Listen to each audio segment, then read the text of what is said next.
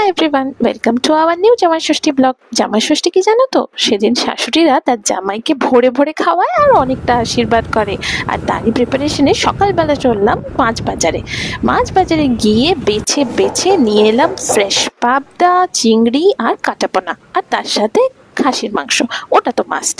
তারপর মাছগুলোকে সুন্দর করে কেটে ধুয়ে নুন হলুদ মাখিয়ে এসে দেখি অলরেডি মা রান্না শুরু করে দিয়েছে। ভাজা ভুজি, চচ্চড়ি আর ডাল অলরেডি তৈরি। তাই মাকে সাইড করে আমি শুরু করলাম মাছ ভাজতে। একটা দুটো মাছ ভাজা আর এই ভাজাভুজি কখন যে পেটে চলে গেছে নিজেও জানি না। কিন্তু হ্যাঁ, তোমরাও কমেন্টে বলো না যেন, মা জানলে ভীষণ রাগ করবো।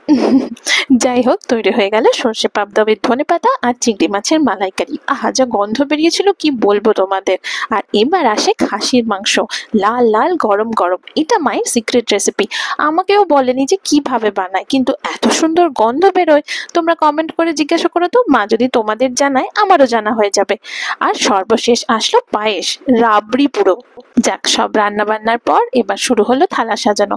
প্রথমেই 5 রকম ভাত, আলু ভাজা, পটল ভাজা, বেগুন ভাজা, কুমড়ো ভাজা আর মাছ ভাজা, তার সাথে ডাল, চচ্চড়ি আর সেই পাবদা মাছ, আর এই হলো চিংড়ি মাছের মালাইকারি, আর এই হলো সেই আহারে লাল লাল খাসির মাংস, আর তার সাথে আচার। এই আচারটাও আমি বাড়িতে তৈরি করেছি, রেসিপিটা তোমাদের সাথে পরে শেয়ার করব।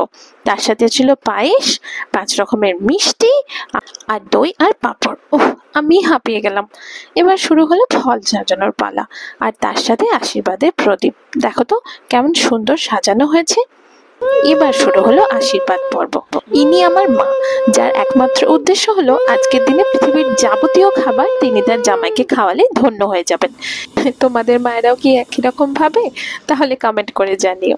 যাই হোক, সুন্দর করে মিষ্টি দিয়ে আশীর্বাদ পর্ব শেষ। সত্যি আজকের দিনটা সব শাশুড়ির জন্যই খুব স্পেশাল।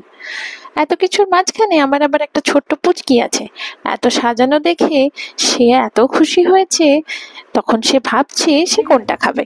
তারপর সে আমাদের জানালো যে ওই লাল মিষ্টিটাই তার সব থেকে প্রিয়। আজকের দিনটা ভালো বলে মা বলল, চল বিকেলের দিকে একবার মন্দির দর্শন করে আসি।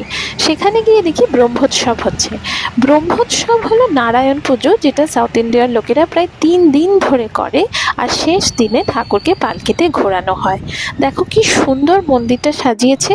3 দিন ধরে প্রসাদ বিতরণ হয় আর খুব নিষ্ঠার সাথে পুজো হয়। দেখো কি সুন্দর ঠাকুর দোল খাচ্ছে, আর তার সাথে ঠাকুরের গান হচ্ছে। মনটা একেবারে ভরে গেল। তারপর এদিক ওদিক করে দেখি ঠাকুরকে সোসাইটিতে ঘোরাতে নিয়ে এসেছে, আর তার সাথে ছোট্ট ছোট্ট বাচ্চারা ঘাগরা পরে শুরু করেছে তাদের ডান্স।